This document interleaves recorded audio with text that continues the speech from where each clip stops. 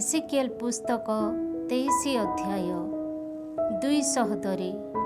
से समय प्रभुंकर वचन मो प्रति कथित हैला, हे मनुष्य पुत्र, जड़े मातार कन्या स्वरूप 2 जन नारी थिले।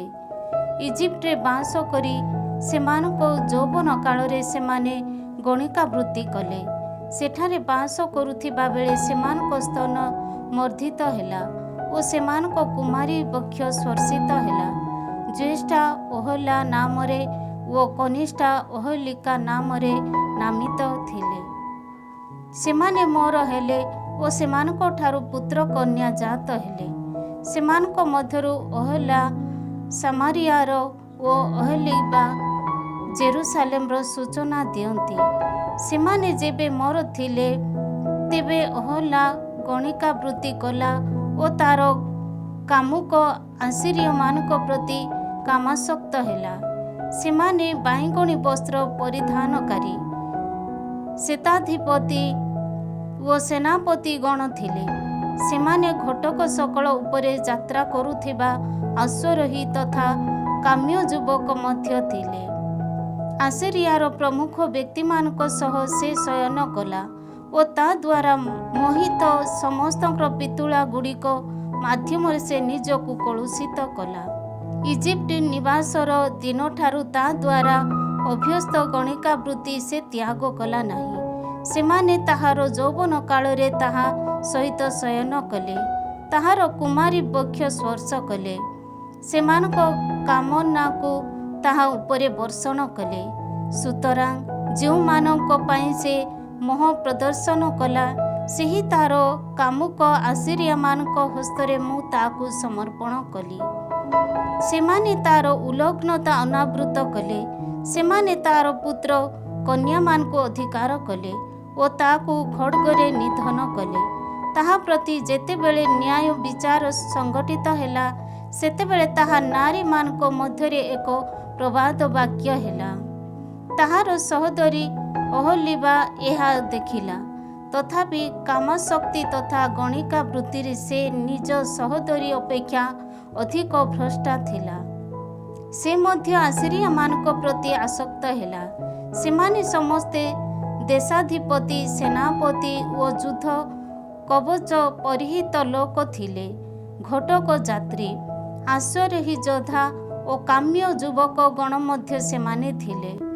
मु देखिबाकु पाइली जे से कलुषित, कारण सेमाने उभये एकमात्र पथ अनुसरण करिथिले, किंतु से तार गणिका वृत्तिरु अधिक कला। सिंदूर द्वारा प्राचीर रे छिद्रांकित कालदीय मानक प्रतिमूर्ति से देखिबाकु पाइला। कोटी को बंधनी रे भिड़ी बहु वर्णित पगड़ी परिहित ओ कालदीय देश जाति बाबिलोनियन कर्मचारी मानक प्रतिमूर्ति सदृश से ही प्रतिरूप देखा जाउथिला। से समस्त को देखि से सेमानक प्रति अत्यधिक मोह प्रदर्शन कला ओ कालदिया देश आड़े सेमानक पाखकु से दूत मानक पठाइला। ताहार प्रेम सज्जारे ता सहित शयन करिबा पई बाबिलोनिय माने आसिले। सेमानक कामकता द्वारा सेमाने ताहाकु कलुषित कले। सेमानक द्वारा कलंकित हैला परे से सेमानक प्रति विरक्ति प्रदर्शन कला। से जेतेबेले प्रकाश्य भावे गणिकावृत्ति कला ओ ता निजर उलग्नता को प्रदर्शन कला, सेतेबेले ताहा देखि तार सहोदरी प्रति जहाँ मु कली तदनुजाई ताहा प्रति मध्य मु विरक्त हेली। तथापि तार यौवन काल रे इजिप्ट रे ताहा जेउपरि गणिकावृत्ति करिथिला ताहा स्मरण करी से उत्तरोत्तर गणिकावृत्ति कला। गधगुड़िक सदृश लिंग विशिष्ट ओ अंडीरा घोड़ा सदृश बीजपात करुथिबा तार सही प्रेमिक मानक प्रति ताहा अधिक अनुभव हैला। एहीपरि इजिप्टिय माने जेबे तुम वक्ष मर्दन करुथिले ओ तुम तरुण स्तन समूह स्पर्श करिथिले ओ तुम यौवन कालर कामशक्ति प्रति तुमे मोहित हेल। सुतरां हे ओहलिबा, प्रभु ईश्वर एहा कहंती, जे तुमे विद्वेष कल, सेही तुम प्रेमिक मानकु मु तुम विरुद्ध रे उत्तेजित करिबि। चतुर्पार्श्वर मु सेमानकु तुम विरुद्धरे आनिबि। जो युवक माने समस्तଙ୍କ द्वारा काम्य, देशाधिपति, सेनापति, प्रमुख व्यक्ति, योद्धा ओ अश्वरोही, ସେହି ବାବୁଲିନୀୟ ତଥା କାଲଦୀୟ ଗଣ, ଜହାଦ, ଶୋଆ ତଥା କୋଆ ଦେଶବାସୀ ଗଣ ଓ ସମସ୍ତ ଆସିରିଆମାନଙ୍କୁ ମୁଁ ଆଣିବି। ରଥ, ଅନ୍ୟାନ୍ୟ ବାହନ ତଥା ପଦାତିକ ସୈନ୍ୟ ସମେତ ସେମାନେ ଉତ୍ତରରୁ ତୁମ ବିରୁଦ୍ଧରେ ଆସିବେ। କବଚ, ଢାଲ ତଥା ଶିରତ୍ରାଣ ପରିହିତ ହୋଇ ସେମାନେ ତୁମ ବିରୁଦ୍ଧରେ ଚତୁର୍ପାର୍ଶ୍ୱରେ ଧାଡ଼ି ଧାଡ଼ି ହୋଇ ଠିଆ ହେବେ। ବିଚାର ଦାୟିତ୍ୱ ମୁଁ ସେମାନଙ୍କ ହସ୍ତରେ ସମର୍ପଣ କରିବି ଓ ସେମାନେ ସେମାନଙ୍କ ନିଜ ନିଜର ଅଭୀଷ୍ଟ ଅନୁସାରେ ତୁମର ବିଚାର କରିବେ। କ୍ରୋଧରେ ସେମାନେ ଯେପରି ତୁମ ପ୍ରତି ଆଚରଣ କରନ୍ତି, ସେଥିପାଇଁ ମୁଁ ମୋର କୋପ ତୁମ ବିରୁଦ୍ଧରେ ପ୍ରବାହିତ କରାଇବି। ସେମାନେ ତୁମ ନାସିକା ତଥା କର୍ଣ୍ଣ ଛେଦନ କରିବେ ଓ ଯେଉଁମାନେ ତୁମ ମଧ୍ୟରେ ଅବଶିଷ୍ଟ ରହିବେ ସେମାନେ ଖଡ୍ଗରେ ନିପତିତ ହେବେ। ସେମାନେ ତୁମ ପୁତ୍ର କନ୍ୟାମାନଙ୍କୁ ଅଧିକାର କରିବେ ଓ ଯେଉଁମାନେ ତୁମ ମଧ୍ୟରେ ଅବଶିଷ୍ଟ ରହିବେ ସେମାନେ ଅଗ୍ନିର ଭୋଜ୍ୟ ହେବେ। ସେମାନେ ତୁମ ବସ୍ତ୍ର ବିବସନ କରିବେ ଓ ତୁମର ବହୁମୂଲ୍ୟ ରତ୍ନ ସକଳ ଲୁଣ୍ଠନ କରିବେ। ଏହିପରି ତୁମ କାମକତା ଓ ଇଜିପ୍ଟରେ ତୁମ ଦ୍ୱାରା ଅଭ୍ୟସ୍ତ ଗଣିକା ବୃତ୍ତିକୁ ମୁଁ ସମାପ୍ତ କରିବି। ଫଳରେ ତୁମେ ଇଜିପ୍ଟୀୟମାନଙ୍କ ସମ୍ମୁଖରେ ଆଉ କେବେ ଚକ୍ଷୁ ଉତ୍ତୋଳନ କରିବ ନାହିଁ କିମ୍ବା ସେମାନଙ୍କୁ ସ୍ମରଣ କରିବ ନାହିଁ। ପ୍ରଭୁ ଈଶ୍ୱର କହନ୍ତି, ତୁମେ ଯେଉଁମାନଙ୍କୁ ବିଦ୍ୱେଷ କରିଅଛ ଓ ଯେଉଁମାନଙ୍କ ଠାରୁ ତୁମେ ବିରକ୍ତିପୂର୍ବକ ପୃଥକ ହୋଇଅଛ ସେମାନଙ୍କ ହସ୍ତରେ ମୁଁ ତୁମକୁ ସମର୍ପଣ କରିବି। ବିଦ୍ୱେଷ ପୂର୍ବକ ସେମାନେ ତୁମ ପ୍ରତି ଆଚରଣ କରିବେ। ସେମାନେ ତୁମ ପରିଶ୍ରମର ଫଳ ଲୁଣ୍ଠନ କରିବେ ଓ ତୁମକୁ ଉଲଗ୍ନ ତଥା ଅନାବୃତ ଅବସ୍ଥାରେ ଉପେକ୍ଷା କରିବେ। ଏହିପରି ତୁମ ଗଣିକା ବୃତ୍ତିର ଉଲଗ୍ନତା, ତୁମ କାମକତା ଓ ବ୍ୟଭିଚାର ବୃତ୍ତି ଅନାଚ୍ଛାଦିତ ହେବ। ଯେହେତୁ ତୁମେ ଜାତିଗଣ ସହିତ ଗଣିକା ବୃତ୍ତି କଲ ଓ ସେମାନଙ୍କ ପିତୁଳା ଗୁଡ଼ିକ ଦ୍ୱାରା ନିଜକୁ କଳଙ୍କିତ କଲ, ସେହେତୁ ଏ ସମସ୍ତ ତୁମ ବିରୁଦ୍ଧରେ କରାଯିବ। ତୁମ ସହୋଦରୀର ପଥ ତୁମେ ଅନୁସରଣ କରିଅଛ, ଅତଏବ ତାର ପାନ ପାତ୍ର ମୁଁ ତୁମ ହସ୍ତରେ ସମର୍ପଣ କରିବି। ପ୍ରଭୁ ଈଶ୍ୱର ଏହା କହନ୍ତି, ତୁମ ସହୋଦରୀର ଗଭୀର ତଥା ବିରାଟ ପାନ ପାତ୍ରରୁ ତୁମେ ପାନ କରିବ। ତୁମେ ଏହିପରି ଉପହାସ ତଥା ନିନ୍ଦାର ପାତ୍ର ହେବ, କାରଣ ପାନ କରିବା ପାଇଁ ସେହି ପାତ୍ର ବହୁ ପାନୀୟ ଧରେ। ଉହ୍ନ ତଥା ଦୁଃଖରେ ତୁମେ ପୂର୍ଣ୍ଣ ହେବ। ଭୀତି ତଥା ଶୂନ୍ୟତାର ଏକ ପାନପାତ୍ର ତୁମ ସହୋଦରୀ ସାମାରିଆର ପାନପାତ୍ର ଅଟେ। ତାହା ପାନ କରି ତୁମେ ଶେଷ କରିବ। ସେହି ପାତ୍ରକୁ ଖଣ୍ଡ ଖଣ୍ଡ କରି ତାହାର ଖଣ୍ଡ ଗୁଡ଼ିକ ତୁମେ ଚବାଇବ ଓ ତୁମ ସ୍ତନ ତୁମେ ଛିନ୍ଭିନ୍ କରିବ। ପ୍ରଭୁ ଈଶ୍ୱର କହନ୍ତି, ମୁଁ ଏହା କରିଅଛି। ପ୍ରଭୁ ଈଶ୍ୱର କହନ୍ତି, ଯେହେତୁ ତୁମେ ମୋତେ ବିସ୍ମରି ଯାଇଛ ଓ ତୁମ ପୃଷ୍ଠରୁ ମୋତେ ପକାଇଛ, ସେହେତୁ ତୁମ କାମୁକତା ତଥା ଗଣିକା ବୃତ୍ତିରେ ଫଳ ତୁମେ ଭୋଗ କରିବ। ପ୍ରଭୁ ମୋତେ କହିଲେ, ହେ ମନୁଷ୍ୟ ପୁତ୍ର, ତୁମେ କ'ଣ ଓହଲା ଓ ଓହଲିବାର ବିଚାର କରିବ? ତାହେଲେ ସେମାନଙ୍କ ଘୃଣ୍ୟ କାର୍ଯ୍ୟ ସେମାନଙ୍କୁ ଜଣାଅ। ସେମାନେ ବ୍ୟଭିଚାର ବୃତ୍ତି କଲେ, ସେମାନଙ୍କ ହସ୍ତ ରକ୍ତ ପଙ୍କିଳ। ସେମାନଙ୍କ ପିତୁଳା ଗୁଡ଼ିକ ସହିତ ସେମାନେ ଗଣିକା ବୃତ୍ତି କଲେ।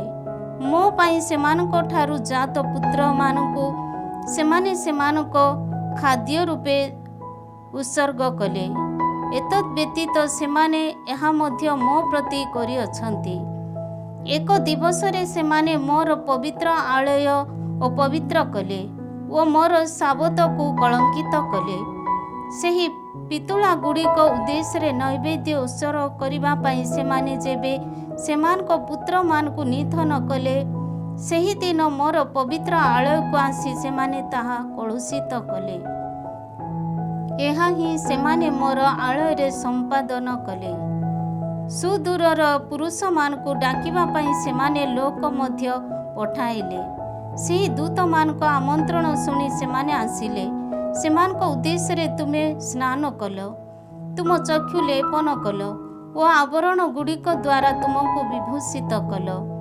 ତୁମେ ଏକ ରାଜକୀୟ ପଲଙ୍କରେ ଉପବେଶନ କଲ ଓ ତାହା ସମ୍ମୁଖରେ ଏକ ମେଜ ସଜ୍ଜିତ କରି ମୋର ସୁଗନ୍ଧ ଦ୍ରବ୍ୟ ତୈଳ ତଥା ଉପରେ ସ୍ଥାପନ କଲ। ଏକ ନିଶ୍ଚିନ୍ତ ଜନତାର ଶବ୍ଦ ତାହାର ଚତୁଃପାର୍ଶ୍ୱରେ ଶୁଣାଗଲା।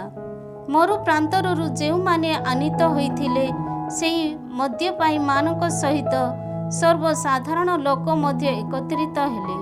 ସେମାନେ ନାରୀମାନଙ୍କ ହସ୍ତକୁ କଙ୍କଣରେ ବିମଣ୍ଡିତ କଲେ ଓ ମସ୍ତକରେ ମନୋହର ମୁକୁଟ ପିନ୍ଧାଇଲେ। ସେ ସମୟରେ ମୁଁ ଆତ୍ମାବତ୍ ଭାବିଲି, ଏହା ତ ବ୍ୟଭିଚାର ବୃତ୍ତିରେ ବୟୋବୃଦ୍ଧା। ଲୋକେ କ'ଣ ତା ସହିତ ଗଣିକା ବୃତ୍ତି କରିବେ? କିନ୍ତୁ ଲୋକେ ଯେପରି ଜଣେ ଗଣିକା ନିକଟକୁ ଯାଆନ୍ତି ସେହିପରି ସେମାନେ ତା ପାଖକୁ ଯାଇଛନ୍ତି। ଏହିପରି ସେମାନଙ୍କ କାମୁକତାରେ ଲିପ୍ତ ହେବା ପାଇଁ ସେମାନେ ଓହଲା ଓ ଓହଲିବା ସମୀପକୁ ଯାଇଛନ୍ତି। ଯେଉଁମାନେ ଗଣିକା ଓ ଯେଉଁମାନେ ରକ୍ତପାତ ଘଟାଇଛନ୍ତି ସେହି ନାରୀମାନଙ୍କ ବିଚାର ଯେଉଁପରି ହୁଏ ସେହିପରି ନୀତିନିଷ୍ଠ ଲୋକେ ସେମାନଙ୍କ ବିଚାର କରିବେ, କାରଣ ସେମାନେ ଗଣିକା ଓ ସେମାନଙ୍କ ହସ୍ତ ରକ୍ତ ପଙ୍କିଳ। ସୁତରାଂ ପ୍ରଭୁ ଈଶ୍ୱର ଏହିପରି କହନ୍ତି, ସେମାନଙ୍କ ବିରୁଦ୍ଧରେ ଏକ ସୈନ୍ୟବାହିନୀ ଆଣି ସେମାନଙ୍କୁ ଧାଡ଼ି ଧାଡ଼ି ପୂର୍ବକ ସଜ୍ଜିତ କର। ସେମାନେ ଯେପରି ଆତଙ୍କିତ ହୁଅନ୍ତି ଓ ଲୁଣ୍ଠିତ ହୁଅନ୍ତି, ସେଥିସକାଶେ ସେମାନଙ୍କୁ ସେହି ସୈନ୍ୟଦଳ ହସ୍ତରେ ସମର୍ପଣ କର। ସୈନ୍ୟଦଳ ସେମାନଙ୍କୁ ପ୍ରସ୍ତାରାଘାତ କରିବେ ଓ ଖड्गରେ ସେମାନଙ୍କୁ ନିଧନ କରିବେ ଓ ସେମାନଙ୍କ ଗୃହ ସକଳ ଦଗ୍ଧ କରିବେ। ଏହାକୁ ଏକ ଚେତାବନୀ ରୂପେ ବିବେଚନା କରି ନାରୀମାନେ ଯେପରି ତୁମ ଭଳି କାମୁକତାର ବଶବର୍ତ୍ତୀ ନ ହୁଅନ୍ତି, ସେଥିପାଇଁ ମୁଁ ଦେଶରେ କାମୁକତାର ପରିସମାପ୍ତି ଘଟାଇବି। ସେହି କାମୁକତା ପାଇଁ ତୁମେମାନେ ଦଣ୍ଡ ଭୋଗ କରିବ ଓ ତୁମର ପାପପୂର୍ଣ୍ଣ ପିତୁଳା ପୂଜା ସକାଶେ ତୁମେ ଦଣ୍ଡ ଅନୁଭବ କରିବ। ସେ ସମୟରେ ତୁମେମାନେ ଜାଣିବ ଯେ ମୁଁ ଅଟେ ପ୍ରଭୁ ଈଶ୍ୱର। 24 ଅଧ୍ୟାୟ ଜେରୁସାଲେମର ଅବରୋଧ ସମ୍ବନ୍ଧୀୟ ପ୍ରବଚନ। ନବମ ବର୍ଷର 10ମ ମାସର 10ମ ଦିବସରେ ମୋ ପ୍ରତି ପ୍ରଭୁଙ୍କର ବଚନ କଥିତ ହେଲା। ହେ ମନୁଷ୍ୟପୁତ୍ର, ଏହି ଦିବସର ନାମକୁ ଏହି ଦିବସରେ ହିଁ ଲେଖି ରଖ। ବାବିଲନର ରାଜା ଜେରୁସାଲେମ ବିରୁଦ୍ଧରେ ଏହି ଦିବସରେ ଅବରୋଧ ସ୍ଥାପନ କରିଛି। ଏହି ବିଦ୍ରୋହୀମାନଙ୍କର ଗୃହ ପ୍ରତି ଏକ ଉପମା ବର୍ଣ୍ଣନା କର। ପ୍ରଭୁ ଈଶ୍ୱର କହନ୍ତି, ଏକ ଆଟିକା ନେଇ ସେଥିରେ ଜଳ ଅଜାଡ଼ି ଦିଅ। ଏହାପରେ ଜଙ୍ଘ ତଥା କାନ୍ଧରୁ କଟାଯାଇଥିବା ମାଂସ ଖଣ୍ଡ ଗୁଡ଼ିକ ସେଥିରେ ପକାଅ। ଉତ୍ତମ ଅସ୍ଥି ଖଣ୍ଡ ଦ୍ୱାରା ତାହା ଭରିଦିଅ। ମେଷପଲ ମଧ୍ୟରୁ ଏକ ଅତ୍ୟୁତ୍ତମ ମେଷକୁ ତୁମେମାନେ ମନୋନୀତ କରିବ। କାଠ ଖଣ୍ଡ ନେଇ ତାହା ତଳେ ସଜ୍ଜିତ କରି ତାହାକୁ ସିଝାଅ। ସେଥିରେ ଥିବା ଅସ୍ଥି ଖଣ୍ଡ ଗୁଡ଼ିକ ମଧ୍ୟ ଟଳମଳ ହୋଇ ଫୁଟୁ। ପ୍ରଭୁ ଈଶ୍ୱର ଏହା କହନ୍ତି, ହେ ରକ୍ତ ପଙ୍କିଳ ନାରୀ, କଳଙ୍କ ଛାଡ଼ି ନଥିବା ହେ ପାତ୍ର, ତୁମକୁ ଧିକ୍। ବିଶେଷ ଭାବରେ ମନୋନୀତ ନ କରି ସେଥିରୁ ଖଣ୍ଡ ଖଣ୍ଡ କରି କାଢ଼। ତା ଦ୍ୱାରା ପତିତ ରକ୍ତ ଆହୁରି ତାହା ମଧ୍ୟରେ ଅବସ୍ଥିତ। ସେ ତାହାକୁ ଖାଲି ପଥର ଉପରେ ଢାଳିଦେଲା। ଧୂଳି ଦ୍ୱାରା ଆବୃତ ହେବା ପାଇଁ ସେ ତାହା ଭୂସ୍ଥଳୀରେ ଅଜାଡ଼ିଲା ନାହିଁ। ମୋର କ୍ରୋଧ ଉତ୍ତେଜିତ କରି ମୁଁ ଯେପରି ପ୍ରତିଶୋଧ ନିଏ, ସେଥିସକାଶେ ଯେଉଁ ରକ୍ତ ତାହା ପକାଇଅଛି ତାହା ଆଚ୍ଛାଦନ ନ କରି ମୁଁ ଖାଲି ପଥର ଉପରେ ଅବସ୍ଥାପନ କରିଅଛି। ସୁତରାଂ ପ୍ରଭୁ ଈଶ୍ୱର ଏହା କହନ୍ତି, ସେହି ରକ୍ତ ପଙ୍କିଳ ନଗରୀକୁ ଧିକ୍। କାଠ ଗଦାକୁ ମୁଁ ମଧ୍ୟ ବିପୁଳ କରିବି। କାଠ ଖଣ୍ଡ ଗୁଡ଼ିକ ଗଦା କରି ଅଗ୍ନି ଜଳାଅ। ମାଂସ ଉତ୍ତମ ରୂପେ ସିଝିବାକୁ ଦିଅ। ଝୋଳ କାଢ଼ି ନିଅ ଓ ଅସ୍ଥି ଖଣ୍ଡ ଦଗ୍ଧ କର। ତତ୍ପରେ ପାତ୍ରକୁ ଖାଲି କରି ଅଙ୍ଗାର ଉପରେ ରଖ। ଉତ୍ତପ୍ତ ହୋଇ ତାହା ପ୍ରଜ୍ୱଳିତ ହେଉ। ସେହିପରି ତାର ମଇଦା ତଥା କଳଙ୍କି ତରଳି ଯାଉ। ବୃଥାରେ ପରିଶ୍ରମ କରି ମୁଁ କ୍ଳାନ୍ତ ହେଲି। ତାର ଗଭୀର କଳଙ୍କି ଅଗ୍ନିରେ ତରଳି ଯାଇ ପୃଥକ୍ ହେଉ ନାହିଁ। ତୁମ ନିନ୍ଦନୀୟ କାମକତା ତାର କଳଙ୍କି ଅଟେ। ତୁମକୁ ଶୁଦ୍ଧପୂତ କରିବା ପାଇଁ ଯଦିଓ ମୁଁ ଯତ୍ନବାନ ହେଲି, ତଥାପି ତୁମେ ତୁମ କଳଙ୍କରୁ ଶୁଦ୍ଧପୂତ ହେଲ ନାହିଁ। ସୁତରାଂ ଯେ ପର୍ଯ୍ୟନ୍ତ ମୋର କ୍ରୋଧ ତୁମ ବିରୁଦ୍ଧରେ ମୁଁ ପ୍ରୟୋଗ ନ କରିଛି, ସେ ପର୍ଯ୍ୟନ୍ତ ତୁମେ ଆଉ କେବେ ହିଁ ଶୁଦ୍ଧପୂତ କରାହେବ ନାହିଁ। ମୁଁ ପ୍ରଭୁ ଏହା କହିଅଛି, ଏହା ସାର୍ଥକ ହେବ। ମୁଁ ଏହା କରିବି।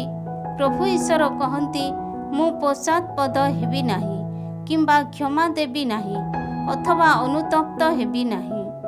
ତୁମ ମାର୍ଗ ସକଳ ତଥା କାର୍ଯ୍ୟକଳାପ ଅନୁସାରେ ମୁଁ ତୁମର ବିଚାର କରିବି। ପ୍ରବକ୍ତାଙ୍କ ପତ୍ନୀର ମୃତ୍ୟୁ।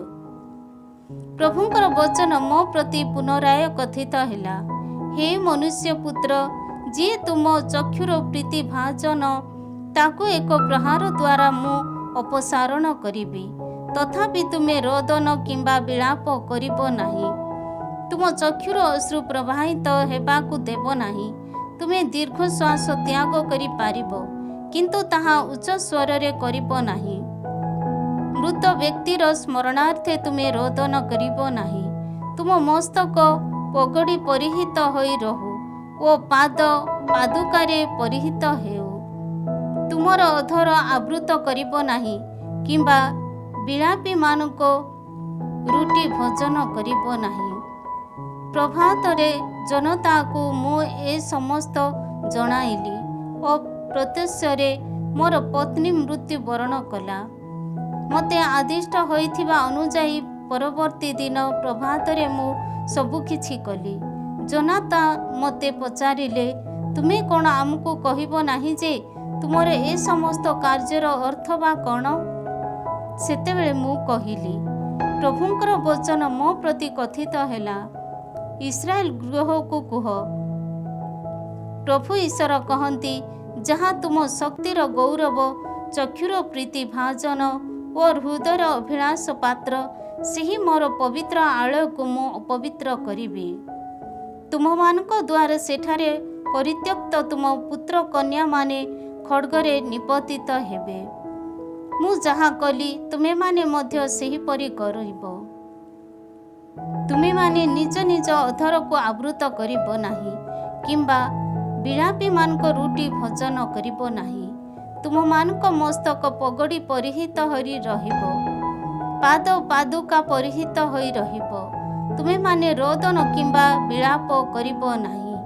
ତୁମେମାନେ ନିଜ ନିଜ ଦୋଷ ଗୁଡ଼ିକ ଯୋଗୁଁ କ୍ଷୟପ୍ରାପ୍ତ ହେବ। ପ୍ରତ୍ୟେକ ବ୍ୟକ୍ତି ଅପର ଜଣ ସମ୍ମୁଖରେ ଶୋକାତୁର ହେବ। ଏହିପରି ଏସେକିଏଲ ତୁମମାନଙ୍କ ସକାଶେ ଏକ ସଂକେତ ସ୍ୱରୂପ ହୋଇ ରହିବେ। ଯାହା ସେ କଲେ ତଦନୁଯାୟୀ ତୁମେମାନେ ମଧ୍ୟ କରିବ। ଏହା ଯେତେବେଳେ ଘଟିବ, ସେତେବେଳେ ତୁମେମାନେ ଜାଣିବ ଯେ ମୁଁ ଅଟେ ପ୍ରଭୁ ଈଶ୍ୱର। ହେ ମନୁଷ୍ୟ ପୁତ୍ର, ଯେଉଁଦିନ ମୁଁ ସେମାନଙ୍କ ଠାରୁ ସେମାନଙ୍କ ଦୁର୍ଗ, ଆନନ୍ଦ, ମହିମା, ସେମାନଙ୍କ ଚକ୍ଷୁର ପ୍ରୀତିଭାଜନ, ସେମାନଙ୍କ ହୃଦୟ ଅଭିଳାଷ ଓ ସେମାନଙ୍କ ପୁତ୍ର କନ୍ୟାମାନଙ୍କୁ ଅପସାରଣ କରିବି, ସେହି ଦିନ ଜଣେ ଶରଣାର୍ଥୀ ଆସି ତୁମକୁ ଏହି ସମ୍ବାଦ ଜଣାଇବ। ସେହି ଶରଣାର୍ଥୀ ସହ କଥା କହିବା ପାଇଁ ସେହି ଦିନ ତୁମ ମୁଖ ଖୋଲା ହେବ। ସେହି ଦିନଠାରୁ ତୁମେ ମୂକ ହୋଇ ରହିବ ନାହିଁ। ଏହିପରି ତୁମେ ସେମାନଙ୍କ ସକାଶେ ଏକ ସଂକେତ ସ୍ୱରୂପ ହୋଇ ରହିବ ଓ ସେମାନେ ଜାଣିବେ ଯେ ମୁଁ ଅଟେ ପ୍ରଭୁ। 25 ଅଧ୍ୟାୟ। ଆମୋନୀୟମାନଙ୍କ ବିପକ୍ଷରେ ଦିବ୍ୟବାଣୀ। ପ୍ରଭୁ ମୋତେ କହିଲେ, ହେ ମନୁଷ୍ୟ ପୁତ୍ର, ଆମୋନୀୟମାନଙ୍କ ଆଡ଼େ ମୁଖ କରି ସେମାନଙ୍କ ବିରୁଦ୍ଧରେ ପ୍ରବଚନ ଦିଅ। ଆମୋନୀୟମାନଙ୍କୁ କୁହ, ପ୍ରଭୁ ଈଶ୍ୱରଙ୍କର ବଚନ ଶୁଣ। ପ୍ରଭୁ ଈଶ୍ୱର ଏହା କହନ୍ତି, ମୋର ପବିତ୍ର ଆଳୟ ଯେବେ ଅପବିତ୍ର କରାଗଲା, ଇସ୍ରାଏଲ ଦେଶ ଯେବେ ବିଜନ କରାଗଲା, ଯୁଦାର ଗୃହ ଯେବେ ବନ୍ଦୀ ହୋଇ ନିର୍ବାସିତ ହେଲା, ସେତେବେଳେ ତୁମମାନେ ଯେହେତୁ ସେ ସମ୍ବନ୍ଧରେ ଆହା ବୋଲି କହି ସେ ସମସ୍ତଙ୍କୁ ପରିହାସ କଲ, ସେହେତୁ ପ୍ରାଚ୍ୟ ଲୋକମାନଙ୍କ ହସ୍ତରେ ସେମାନଙ୍କ ଅଧିକାର ରୂପେ ମୁଁ ତୁମମାନଙ୍କୁ ସମର୍ପଣ କରିବି। ତୁମ ମଧ୍ୟରେ ଛାଉଣି ପକାଇ ସେମାନେ ବସତି ସ୍ଥାପନ କରିବେ। ସେମାନେ ତୁମ ଫଳ ସକଳ ଭୋଜନ କରିବେ ଓ ତୁମ ଦୁଗ୍ଧ ପାନ କରିବେ। ରାବ୍ବାକୁ ଓଟମାନଙ୍କ ଚାରଣ ଭୂମିରେ ଓ ଆମୋନିୟମାନଙ୍କ ନଗରୀ ଗୁଡ଼ିକ ମେଷପଲଶାଳାରେ ମୁଁ ପରିଣତ କରିବି। ସେ ସମୟରେ ତୁମେମାନେ ଜାଣିବ ଯେ ମୁଁ ଅଟେ ପ୍ରଭୁ। ପ୍ରଭୁ ଈଶ୍ୱର ଏହା କହନ୍ତି, ତୁମ ହୃଦୟର ଦୁଷ୍ଟତା ଯୋଗୁଁ ଇସ୍ରାଏଲ ଦେଶ ବିରୁଦ୍ଧରେ ଯେହେତୁ ତୁମେ କରତାଳି ଦେଇ ଓ ଭୂସ୍ଥଳୀରେ ପଦାଘାତ କରି ଆନନ୍ଦ ପ୍ରକାଶ କଲ, ସେହେତୁ ମୋର ହସ୍ତକୁ ମୁଁ ତୁମ ବିରୁଦ୍ଧରେ ଉଠାଇବି ଓ ଜାତି ସକଳ ଦ୍ୱାରା ଲୁଣ୍ଠିତ ହେବା ପାଇଁ ତୁମମାନଙ୍କୁ ସେମାନଙ୍କ ହସ୍ତରେ ମୁଁ ସମର୍ପଣ କରିବି। ଜାତିଗଣ ମଧ୍ୟରୁ ମୁଁ ତୁମକୁ ଉଚ୍ଛେଦ କରିବି ଓ ରାଜ୍ୟଗୁଡ଼ିକ ମଧ୍ୟରୁ ମୁଁ ତୁମକୁ ବିନାଶ କରିବି। ସେ ସମୟରେ ତୁମେମାନେ ଜାଣିବ ଯେ ମୁଁ ଅଟେ ପ୍ରଭୁ। ମୋଆବୀୟମାନଙ୍କ ବିରୁଦ୍ଧରେ ଦିବ୍ୟବାଣୀ। ପ୍ରଭୁ ଈଶ୍ୱର କହନ୍ତି, ଯେହେତୁ ମୋଆବ କହିଅଛି ଯେ ଯୁଦାର ଗୃହ ଅନ୍ୟ କୌଣସି ଜନତା ସଦୃଶ ଅଟେ, ସେହେତୁ ଯାହା ମୋଆବର ପାର୍ଶ୍ୱ ସ୍ୱରୂପ ସେହି ସୀମା ସରହଦ ନଗରୀ ସମୂହକୁ ଖୋଳି ମୁଁ ପ୍ରଦର୍ଶିତ କରାଇବି। ଯାହା ରାଜ୍ୟର ଗୌରବ ରୂପେ ପରିଗଣିତ, ସେହି ବେତ୍ ଯୋଶିମଥ, ବାଲମେୟନ, କିରିୟା ଥାଇମ୍ ପ୍ରଭୃତି ନଗରୀକୁ ମୁଁ ପ୍ରଦର୍ଶିତ କରାଇବି। ଆମୋନିୟମାନଙ୍କ ସମେତ ମୋଆବକୁ ମଧ୍ୟ ମୁଁ ପ୍ରାଚ୍ୟ ଲୋକମାନଙ୍କ ହସ୍ତରେ ସେମାନଙ୍କ ଅଧିକାର ରୂପେ ସମର୍ପଣ କରିବି। ତହୁଁ ଜାତିଗଣ ମଧ୍ୟରେ ତାହା ଆଉ କେବେ ହେଁ ଅନୁସୃତ ହେବ ନାହିଁ। ମୋଆବର ମୁଁ ବିଚାର କରିବି। ସେ ସମୟରେ ସେମାନେ ଜାଣିବେ ଯେ ମୁଁ ଅଟେ ପ୍ରଭୁ। ଏଦୋମ ବିରୁଦ୍ଧରେ ଦିବ୍ୟବାଣୀ। ପ୍ରଭୁ ଈଶ୍ୱର ଏହା କହନ୍ତି, ଯେହେତୁ ଯୁଦାର ଗୃହ ବିରୁଦ୍ଧରେ ଏଦୋମ ପ୍ରତିଶୋଧାତ୍ମକ ଭାବେ ନିଷ୍ଠୁରାଚରଣ କରିଅଛି ଓ ସେମାନଙ୍କ ବିରୁଦ୍ଧରେ ପ୍ରତିଶୋଧ ନେଇ ତାହା ଦୋଷ କରିଅଛି, ସେହେତୁ ପ୍ରଭୁ ଈଶ୍ୱର କହନ୍ତି, ଏଦୋମ ବିରୁଦ୍ଧରେ ମୋ ହସ୍ତ ଉତ୍ତୋଳନ କରିବି ଓ ସେଠାରୁ ମନୁଷ୍ୟ ତଥା ପଶୁକୁ ମୁଁ ଉଚ୍ଛେଦ କରିବି। ମୁଁ ତାହାକୁ ବିଜନ କରିବି ଓ ତମାନ୍‌ଠାରୁ ଦେବାନ ପର୍ଯ୍ୟନ୍ତ ବ୍ୟାପ୍ତ ସ୍ଥାନ ମାନଙ୍କରେ ଅଧିବାସୀମାନେ ଖଡ୍ଗରେ ଭଜ୍ୟ ହେବେ। ପ୍ରଭୁ ଈଶ୍ୱର ଏହା କହନ୍ତି, ସେମାନଙ୍କ ବିପକ୍ଷରେ ମୋର ସୃଜନ ଇସ୍ରାଏଲର ହସ୍ତ ଦ୍ୱାରା ମୁଁ ପ୍ରତିଶୋଧ ନେବି। ମୋର କ୍ରୋଧ ତଥା କୋପ ଅନୁରୂପେ ସେମାନେ ଏଦୋମରେ ସବୁକିଛି କରିବେ। ପ୍ରଭୁ ଈଶ୍ୱର କହନ୍ତି ଯେ ଏହିପରି ସେମାନେ ମୋର ପ୍ରତିଶୋଧ ଜାଣିବେ। ଫିଲିସ୍ତୀୟମାନଙ୍କ ବିରୁଦ୍ଧରେ ଦିବ୍ୟବାଣୀ।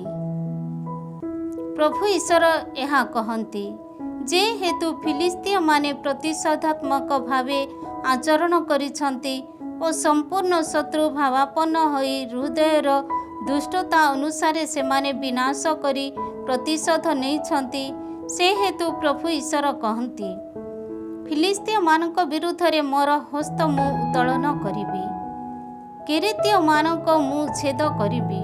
ଅବଶିଷ୍ଟ ରହିଥିବା ସମୁଦ୍ର ଉପକୂଳବାସୀମାନଙ୍କୁ ମୁଁ ବିନାଶ କରିବି। କ୍ରୋଧପୂର୍ଣ୍ଣ ଶାସ୍ତି ବିଧାନ କରି ମୁଁ ସେମାନଙ୍କ ବିପକ୍ଷରେ ପ୍ରତିଶୋଧ ନେବି। ପ୍ରତିଶୋଧ ନେବାବେଳେ ସେମାନେ ଜାଣିବେ ଯେ ମୁଁ ଅଟେ ପ୍ରଭୁ। 26 ଅଧ୍ୟାୟ। ତୀର ବିରୁଦ୍ଧରେ ଦିବ୍ୟବାଣୀ। 11 ବର୍ଷର ପ୍ରଥମ ମାସର ପ୍ରଥମ ଦିବସରେ ପ୍ରଭୁଙ୍କର ବଚନ ମୋ ପ୍ରତି କଥିତ ହେଲା। ହେ ମନୁଷ୍ୟପୁତ୍ର, ଜେରୁସାଲେମ ସମ୍ବନ୍ଧରେ ତୀର କହିଅଛି, ଯାହା ଜନତାର ଦ୍ୱାର ସଦୃଶ୍ୟ, ସେହି ଜେରୁସାଲେମ ବିଧ୍ୱସ୍ତ ହୋଇଛି, ତାହା ମୋ ପ୍ରତି ଉନ୍ମୁକ୍ତ, ତାହା ଶୂନ୍ୟ କରାଯାଇଛି। ତେଣୁ ମୁଁ ଧନଶାଳୀ ହେବି। ସୁତରାଂ ପ୍ରଭୁ ଈଶ୍ୱର କହନ୍ତି, ହେ ତୀର, ମୁଁ ତୁମ ବିପକ୍ଷ ଅଟେ। तरंग गुड़िक समुद्र जेपरी घेनी आणे सेहीपरि बहु जनता को नहीं आसी तुम विरुद्ध रे धाड़ी धाड़ी करी मु ठिया कराइबी। सेमाने तीर प्राचीर विनाश करिवे ओ ताहार गंबुज गुड़िक विध्वस्त करिवे। ताहार धूली राशि को केरी मु ताहाको खली पत्थर रे परिणत करिबी। जेउठारे जाल बिछाई शुष्क करा जाए समुद्र मध्य ताहार स्थान सेहीपरि हेबो। प्रभु ईश्वर कहती मु यहाँ कही अछि जाति सकल निमंते उद्दिष्ट लुंठित वस्तुरे ताहा परिणत हेबो। ताहार समतल बासिनी कन्या माने खड़गरे निहित हेबे। सेतेबेले सेमाने जानिबे जे मु ओटे प्रभु। प्रभु ईश्वर यहाँ कहती बाबिलोन राजा नेबुखादनेस्सार को स्फोटक रथ आश्वरोही तथा एक विशाल सैन्य दल समेत मु उत्तररू तीर विरुद्ध रे आनिबी। तुम समतल बासिनी कन्या मानकु से खड़गरे बध करिबो। तुम विरुद्ध रे एक अपरोध प्राचीर तथा स्तूप निर्माण करी जाल समूह द्वारा से आच्छादन करिबो। से तुम प्राचीर को आक्रमण जंत्र द्वारा विध्वस्त करिबो ओ कुराड़ी रे गंबुज गुड़िक ध्वंस करिबो। तार घटक सकल एपरी संख्याधिक हेबो जे सेमानक द्वारा उत्थित धूली तुमको आवरण करिबो। विध्वस्त नगरी रे जेउ परि प्रवेश करा जाए सेहीपरि तुम नगरीर प्रवेश पथ देई से प्रवेश करिबो। से समय घटक जान तथा रथ सबुर शब्दरे तुम प्राचीर प्रकम्पित हेबो। घटक मानकर खुरा द्वारा तुम नगरीर रास्ता गुड़ी को से पददलन करिबो। तुम जनता खड़गरे भज्य हेबे ओ तुम सुदृढ़ स्तंभ सकल भूपतित हेबो। सेमाने तुम धन संपद लुंठन करिवे ओ पण्य द्रव्य अधिकार करिवे। सेमाने तुमर प्राचीर गुड़ी को विध्वस्त करिवे ओ मनोहर गृह सबू को विनाश करिवे। तुमर पत्थर काठ तथा मृत्तिका से समुद्र रे निक्षेप करिवे। तुमर संगीत स्वर मु अटकाइबी। वीणा नाद आउ केबे हे सुना जीव नाही। प्रभु ईश्वर कहती मु तुमको एक खाली पत्थर रे परिणत करिबी। जेउठारे जाल बिछाई सुना जाए सेपरि एक स्थान रे तुमे परिणत हेबो। प्रभु ईश्वर कहती जे तुमे आउ केबे हे पुनर्निर्मित हेबो नाही।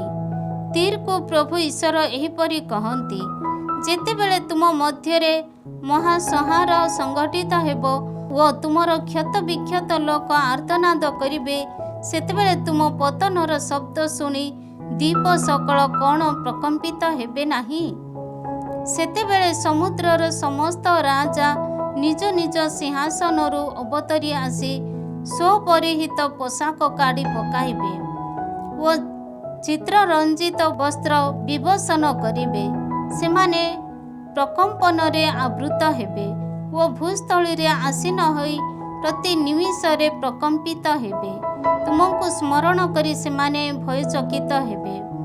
तुम संबोधरे उच्च स्वर रे विलाप करी सेमाने कहिबे समुद्र रे शक्ति विस्तार करिथिबा हे सुप्रसिद्ध नगरी पृथ्वी रे भीति जन्माउथिबा तुमे ओ तुम अधिवासी माने समुद्ररू किपरि अंतर्धान हेल। वर्तमान तुम पतनर दिन रे द्वीप समूह प्रकम्पित हुए। तुमर वियोग जोगु समुद्र मध्यस्थ द्वीप सकल विभ्रांत हुए। प्रभु ईश्वर कहती बांस रहित नगरी सदृश्य मु जेबे तुमको शून्य करिबी ओ अगाध को तुम उपरे प्रवाहित करी जलराशि द्वारा मु जेबे तुमको निमग्न करिबी तेबे पाताल रे निपतित प्राचीर लोकमानक संगरे मु तुमको मध्य ठेली देबी। केही केबे जेपरि तुमर मध्यरे बसति स्थापन न करे ओ जीवित मानक मध्यरे तुमे जेपरि कौनसी स्थान न पाओ सेथिपाई पाताल को अवतरी जाइथिबा लोकमानक संगरे पुरातन ध्वंसावशेष मध्यरे मु तुमको अधोलोकरे रखिबी। ପ୍ରଭୁ ଈଶ୍ୱର କହନ୍ତି, ମୁଁ ତୁମ ପ୍ରତି ଏକ ଭୟାନକ ପରିସମାପ୍ତି ଘଟାଇବି। ତୁମେ ଆଉ କେବେ ହିଁ ରହିବ ନାହିଁ। ଯଦିଓ ତୁମେ ଖୋଜାଯିବ, ତଥାପି ତୁମେ କଦାପି ମିଳିବ ନାହିଁ।